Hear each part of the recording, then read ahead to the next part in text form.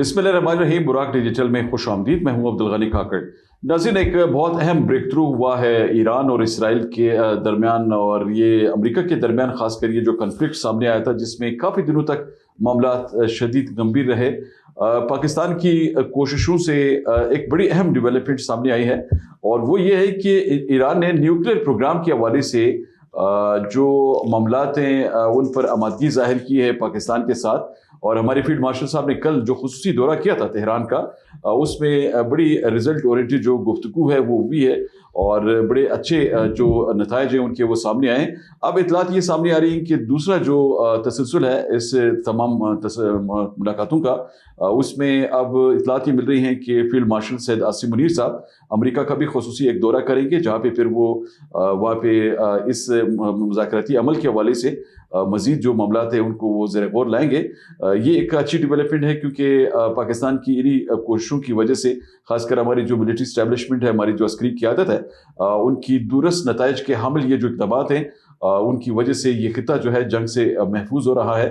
اور ایک اور بڑی پیش رفت یہ بھی سامنے آئی ہے کہ سعودی عرب کے وزارت خزانہ نے ناظرین $2 ارب کی جو رقم ہے وہ پاکستان کے اکاؤنٹس میں ڈپازٹ کی ہے، جو کہ اس موجودہ سیناریو میں ایک بہت بڑی پیش رفت ہے، کیونکہ سعودی عرب پاکستان کا وہ دوست ملک ہے جس نے ہمیشہ پاکستان کے لیے نیک جو جذبات ہیں نہ صرف وہ ان کا اظہار کیا ہے، بلکہ عملی طور پر یہ ثابت کیا ہے کہ وہ کس طرح پاکستان کو اس طرح کے معاملات میں ہر حوالے سے سپورٹ کرے. تو یہ بڑی اچھی ڈیولپمنٹ ہے جو کہ سامنے آئی ہے. پھر اسی طرح کچھ اور بھی اپڈیٹس ہیں اس تمام سیناریو میں، جن میں کچھ اور بھی ایشوز ہیں جس پر انشاءاللہ آج کے اس پوڈ کاسٹ میں ہم گفتگو کریں گے. آج ہمیں جوائن کر رہے ہیں اسٹوڈیوز میں بابر یوسفزئی صاحب، جو کہ معاون ہے وزارت خزانہ داخلہ بلوچستان کے، اور اسی طرح بلوچستان کے اور خاص کر پاکستان کی موجودہ جو سیکیورٹی کی صورتحال ہے اس پر ان کی ایک گہری نظر ہے. آئیے ان سے مزید گفتگو کرتے ہیں. بابر صاحب خوش آمدید. بہت شکریہ کاکڑ صاحب. بابر صاحب، بڑی اچھی ڈیولپمنٹ آئی ہے، تو ذرا فرمائیے گا کہ آپ کی اسیسمنٹ کیا کہتی ہے، معاملات کہاں تک جا رہے ہیں؟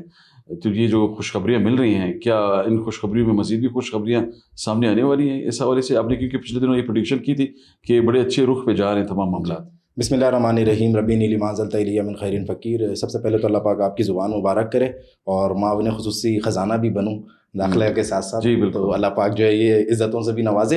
جی کاکڑ صاحب، بالکل پاکستان کو اللہ نے عزت دے دی ہے. کل ترجمان وائٹ ہاؤس نے بڑا کلیئر انہوں نے پریس بریفنگ دی ہے، اور انہوں نے کہا ہے کہ پاکستان ہی اس میں واحد ثالث ہے. ایران اسرائیل US کانفلکٹ جو ہے اس کو ختم کرنے میں صرف پاکستان کا کردار ہے، پاکستان ہی ثالث ہے. اور ایک اور خوشخبری انہوں نے سنائی ہے کہ مذاکرات کا جو اگلا دور ہے وہ بھی پاکستان میں ہوگا. پہلے یہ شاید لوگ سوچ رہے تھے یا لوگ یہ نہ آبزرو کر رہے تھے یا لوگوں کی یہ رائے تھی شاید کسی اور ملک میں ہو، لیکن انہوں نے کہا ہے کہ پاکستان ہی واحد ثالث ہے اور یہ مذاکرات پاکستان میں ہی ہوں گے.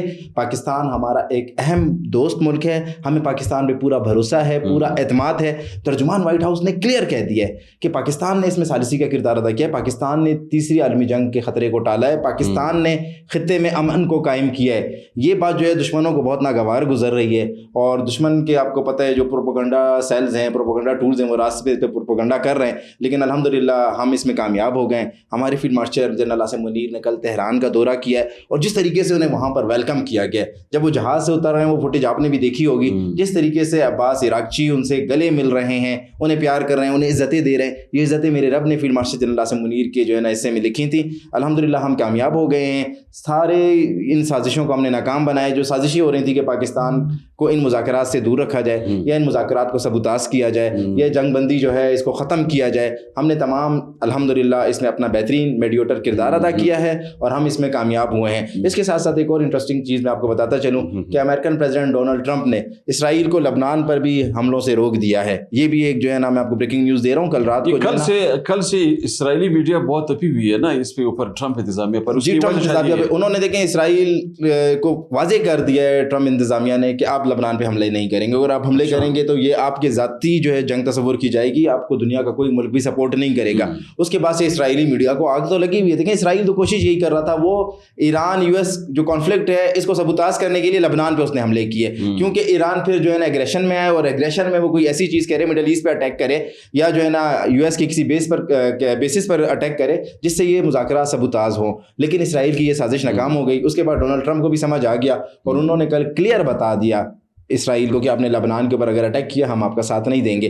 تو کل سے جو اسرائیل ہے وہ بہت جو ہے نا آپ جسے بولیں کہ پریشر میں بھی ہے, اور اس کا جو میڈیا ہے وہ چیخ رہا ہے اور انہیں بڑی تکلیف ہو رہی ہے. ساتھ ساتھ اسرائیل کے ساتھ ساتھ انڈیا کو بھی تکلیف ہو رہی ہے, اور انڈیا کو تکلیف پہنچانے والا ایک ہی مرد مجاہد ہے, field marshal general Qasim Munir. تکلیف کی ایک وجہ یہ بھی ہے نا کہ انہوں نے یہ بھی کوشش کی نا کہ جو مسلم ممالک ہیں جی ان کو آپس میں لڑایا جائے. جی اب متحدہ عرب امارات کے نائب صدر نے بات کی ہے ایران کے اس میں اسپیکر سے, جی پارلیمان کے اسپیکر سے, تو یہ بھی تو ایک بڑی غیر معمولی پیش رفت ہے نا کہ اس پورے سیناریو میں دو رائیولز تمام اختلافات بلا کر ڈپلومیٹکلی معاملات حل کر رہے ہیں. دیکھیں یہ جب جنگ شروع ہوئی تو سب سے بڑا جو اسرائیل کا مقصد یہی تھا, اس نے امت مسلمہ کو ڈیمیج کرنا تھا, اس نے ایران کو مڈل ایسٹ کے ساتھ لڑانا تھا, اس نے جو ہے نا پاکستان کو ایران کے ساتھ لڑانا تھا, اس نے یہ حالات پیدا کرنے تھے جس کی وجہ سے یہ پورا خطہ ڈسٹرب ہو, مڈل ایسٹ بھی ڈسٹرب ہو, ایران بھی ڈسٹرب ہو, پاکستان بھی ڈسٹرب ہو. اس نے رجیم چینج لانا تھا, رجیم چینج لا کر اس نے اپنے ٹولز کو, اپنے جو اس کے جو ہے نا کٹ پتلیاں ہیں ان کو ایران میں بٹھا دینا تھا, پھر وہاں سے پاکستان میں انوالومنٹ کرنی تھی, پاکستان کو ڈسٹرب کرنا تھا.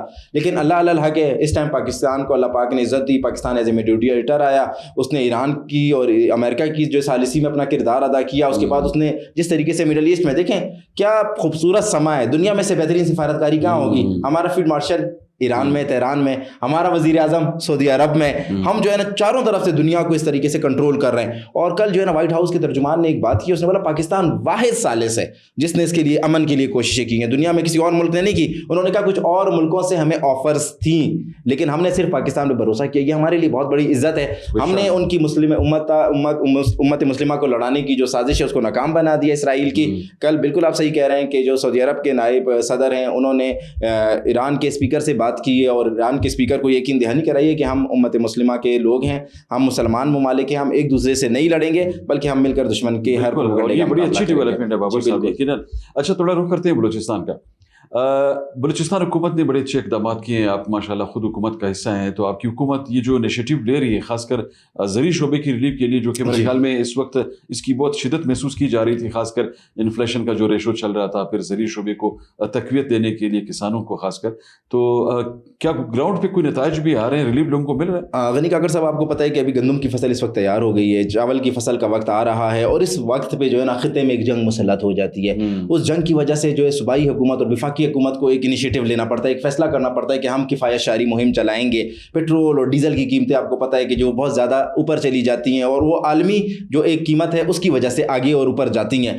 صوبائی حکومت اس موقع پر وزیر اعلیٰ بلوچستان میر سرفراز بگٹی کی قیادت میں, دیکھیں آپ کیا مطلب جو ہے نا ایک اللہ پاک نے ایک ویژن دیا ہے وزیر اعلیٰ بلوچستان میر سرفراز بگٹی کو, کہ وہ سوچتے ہیں کہ یار دیکھیں اس وقت جو ہے کٹائی کا وقت آ گیا ہے, گندم کی کٹائی کا وقت ہے, کریشر کا وقت ہے, اب میں کیا کروں, اپنے جو میرے کسان ہیں, جو میرا بزگر ہے, اس کو کس طریقے سے ریلیف دوں. انہوں نے جو کسان ہیں انہیں سبسڈی دینے کا فیصلہ کیا ہے. الحمدللہ کل 1300 سے زائد کسانوں کے اکاؤنٹس میں, ان کے والیٹس میں وہ جو رقم ہے وہ منتقل ہو گئی ہے. مزید 3000 کسانوں کے جو ہے نا اکاؤنٹس میں یہ رقم منتقل ہوگی. یہ صوبائی حکومت انہیں سبسڈی دے رہی ہے کہ وہ اپنا ڈیزل خریدیں, اپنی گندم کی کٹائی کو بھرپور طریقے سے مکمل کریں, اور ان کی جو فصل ہے اس کو کوئی نقصان نہیں ہو, یا ان کی جو یہ روزگار ہے اس میں کوئی خلل نہیں آئے. یہ وزیر اعلیٰ بلوچستان میر سرفراز بگٹی کا ایک انیشیٹو بھی ہے, ان کا ایک آپ جسے بولیں ویژن بھی ہے. پورے پاکستان میں سب سے پہلا یہ اسٹیپ جو ہے یہ حکومت بلوچستان نے لیا ہے, وزیر اعلیٰ بلوچستان میر سرفراز بگٹی نے لیا ہے. ایگریکلچر ڈپارٹمنٹ کے تھرو ہم تمام جو کسان ہیں پاکستان میں, رجسٹرڈ کسان جتنے بھی ہیں, ہم ان کے تمام کے والیٹس میں جو ہے نا پیسے کر رہے ہیں, سبسڈی انہیں دے رہے ہیں, تاکہ وہ اپنی گندم کی کٹائی کا جو سلسلہ اسے جاری و ساری رکھیں,